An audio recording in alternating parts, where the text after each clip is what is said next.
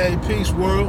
Thanks for pressing play on another Payment on Mine sports and entertainment video with myself, Wood, the man that makes it all work. And I'm going to get into some bite-down boxing. Don't ever let them count you out.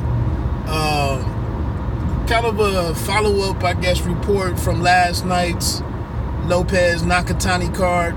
Went down at the MGM National Harbor casino. And I'm up in the morning early, getting out of town, getting out of the VA area. Huge shout out to my man, the editor-in-chief, I believe the founder, maybe co-founder of roundbyroundboxing.com, but Alex Vargas. Huge salute and a big thank you to him and his lovely wife for welcoming me in for a couple of hours. I think me and Alex got back to his house at 3:30, and I am on the road. I've been on the road for about 30 minutes. Headed back to Dayton, Ohio. Shout out to my wife. We're going to this concert tonight. That's right. I'm gonna skip the Manny Pacquiao and Keith Thurman card and Caleb Plant, Mike Lee, and all of that. I'm gonna go do something with my wife. You know, you got to split time with all of this stuff, so we're gonna go over to Indianapolis tonight and catch this Joe Stokely, Marsha Ambrosius, and Jasmine Sullivan concert. That's what we doing as soon as I get home and get this nap in me. But look, man, getting to the fights, thoughts, you know, my heart and all of that love and light to Maxim Dadashev, who was severely injured, you know, last night in his fight with Subriel Matias in their 12 rounds of action, I believe at super lightweight, where we saw Buddy McGirt call it in before the 12th round and stop the fight with all the damage that had accumulated on Dadashev, and later on that night had to go and you just couldn't let me in, huh?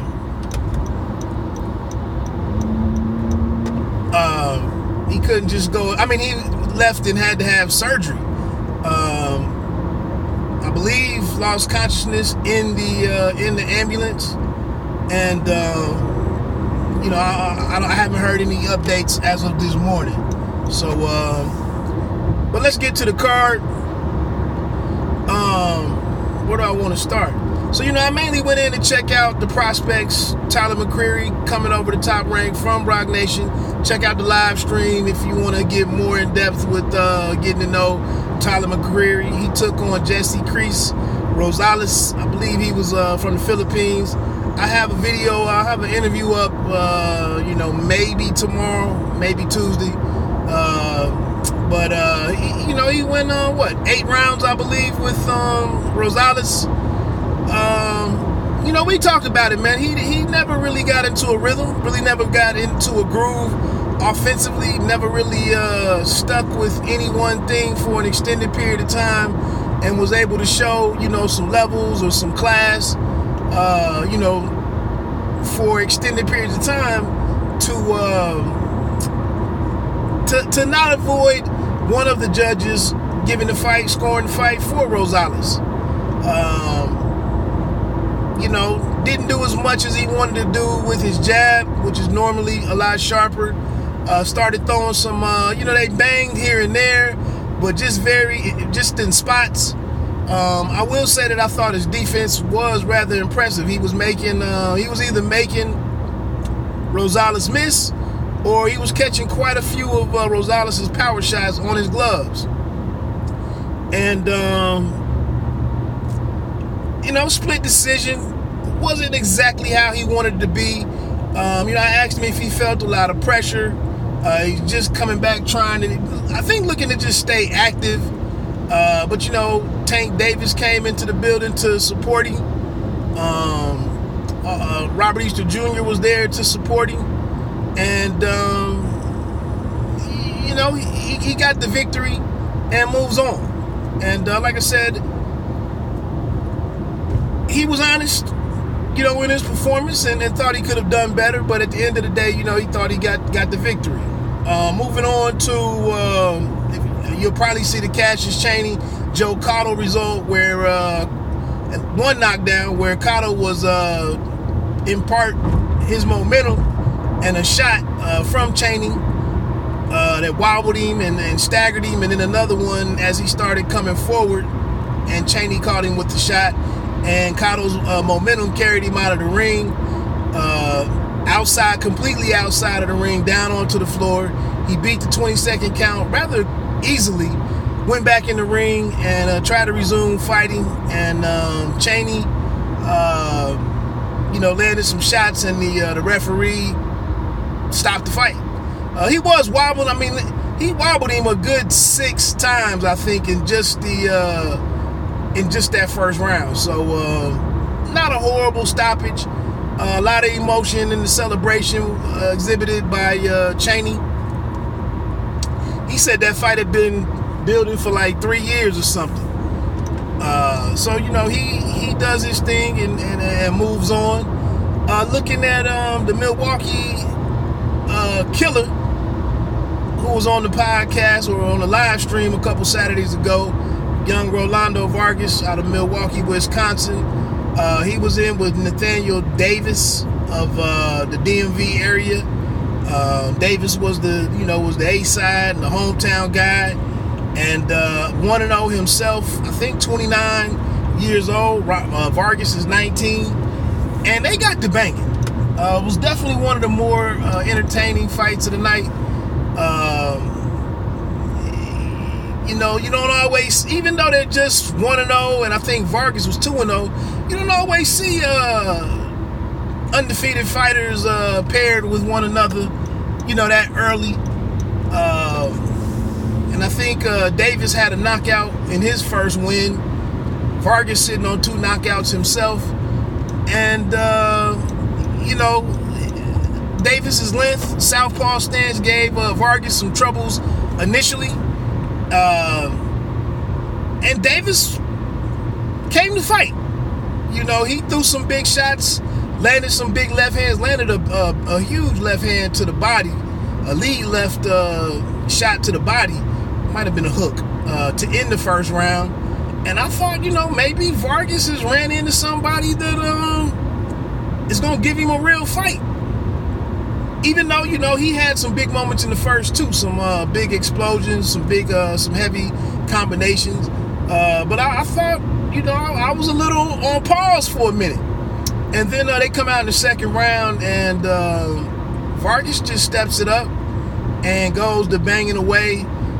Just had to be well over 50% with his left-hand power shots. And gradually he wobbled Davis a few times, and then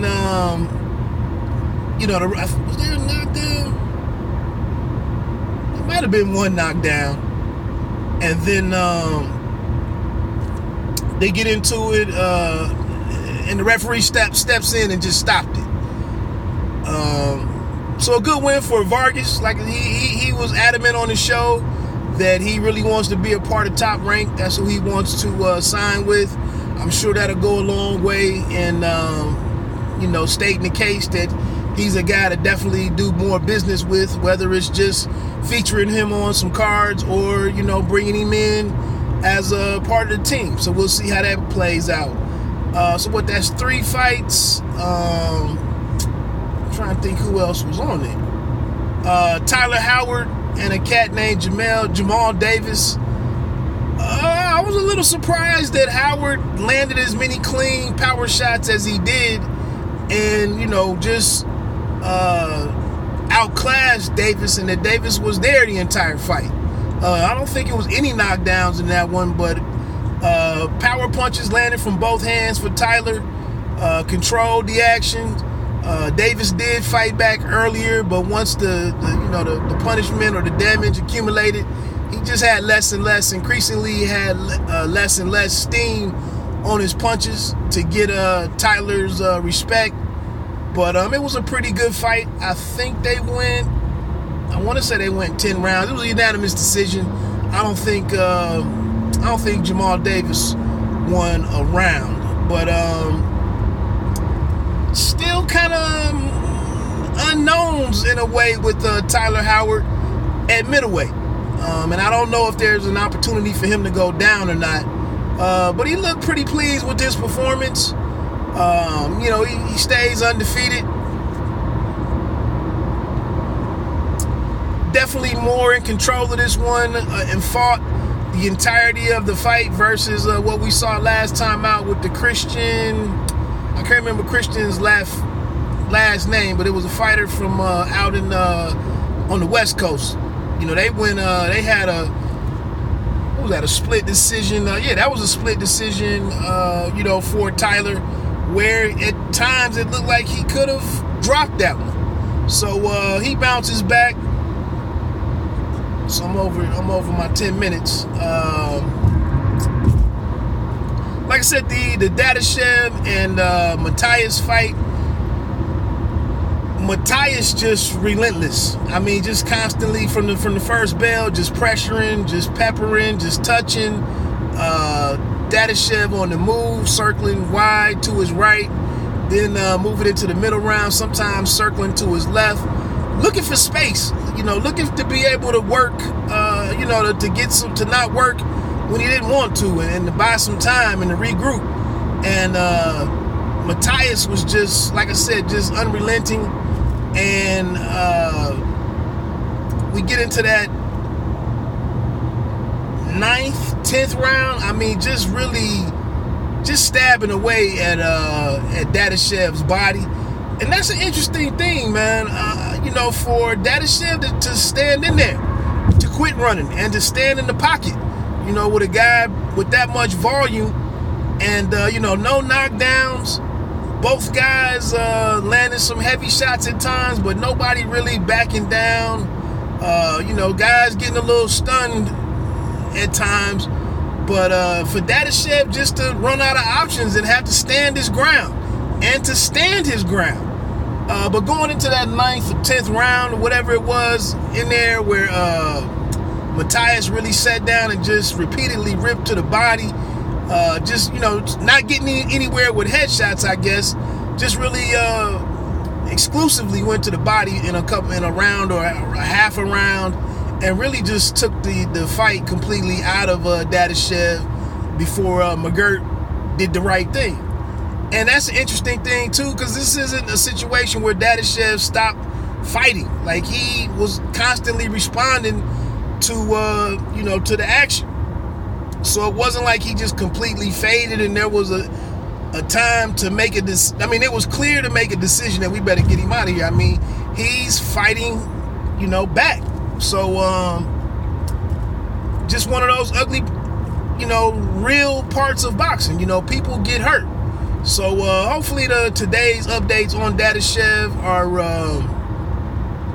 are positive, and that there'll be you know, some progress in you know, his health recovering, and a clear path to a full recovery. And, you know, whether or not there's any opportunity for him to return to the ring ever, I don't even, you know, want to speculate on that. In the main event,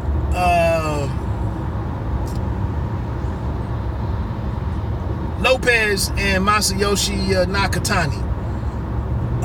You know, we continue to see, you know, more and more of the Japanese fighters, and kind of, you know, learning what the Japanese style is. I know Nakatani was very motivated by Ryoto Murata's victory last Friday on the ESPN Plus app. He had some, you know, a dozen or so fans in the crowd down on the floor who flew in to support him. That was pretty awesome. And it was, I didn't watch a 119 to 109 fight. I'm not certain that I watched a 118 to a 110 fight. You know, Teofimo, not a whole lot to say negative in him not getting the knockout. Here's a guy that's going straight from 7 rounds and add another 5 onto that, and then the championship rounds with it being an IBF eliminator, and by and large controlled the action in the larger stretches. Whether or not he was doing work with the lead left hand with hooks and power shots that way, some small combinations, and then trying to do some stuff with the jab, trying to get in and out at times. He did a number of things. Just Nakatani was tough. I think earlier in that 3rd round or something, Nakatani's guard on his right hand, he seemed to kind of be a little loose with it, and there were some opportunities where Teofimo was landing the left hook inside of that guard because it was just kind of out there. And then once Nakatani started focusing on keeping the guard in place and being more defensively responsible, those opportunities kind of went away. And then, he used his range and his length to kind of operate from the outside a little bit better. I thought Teofimo's Lopez. I thought Teofimo's defense was pretty impressive, to be a young guy, to stand just on the edge of Nakatani's range and not always be backing up, but to stand in there, to be comfortable, to trust what his eyes were seeing in terms of when Nakatani did start fainting. In 2 miles, use the right 2 lanes to take exit 32 for I-70 West toward Hagerstown. Corey Lee Boxing, who kind of saw what I was seeing. It was a little bit of Floyd movement with the shoulder roll and, staying tucked in behind that left shoulder and then firing back sometimes some straight rights over top of Nakatani's left hand or his left jab at times. A good fight, good win. Like I said, I don't have much criticism. Nakatani was a guy who has multiple 12-round decisions, holding that OPBF title, I think is what it's called. He's had that since 2014.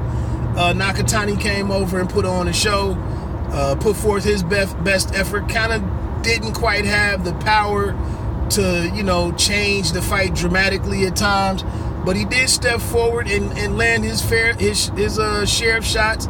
He did. He was standing there making it interesting and competitive late. And like I said, I don't know if I saw the guy only winning 1 or 2 rounds. I wasn't scoring it like that.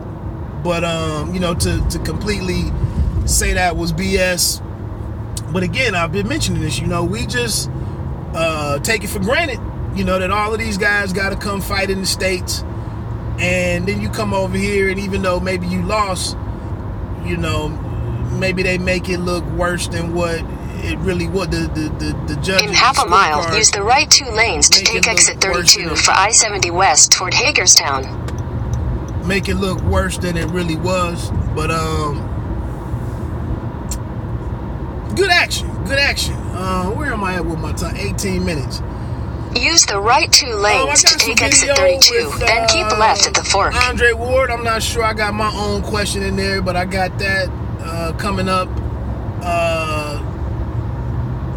Tim Bradley speaking emphatically on fighter safety. What else? Keep left at the fork. Interview with Rolando Vargas. A couple things in the works this week. I spoke with Otha Jones III's father. Continue on I-70 West for 52 miles. In terms of what I'm doing here with, the Bite Down boxing coverage. So, I think that's about it. Like I said, man, a huge appreciation to Alex Burgos. Appreciation to Top Rank for approving me to be in there to cover the action. And, just enjoy being on the scene, man, and taking in some more boxing. working on my craft in terms of breaking down fights, analyzing fights, and becoming a better boxing writer, I guess. I don't know about reporter, quote unquote. But let me get on out of here, man. Like I say all the time, man, you don't have to be great to start, but you have to start to be great. Bite down boxing. Don't ever let them count you out.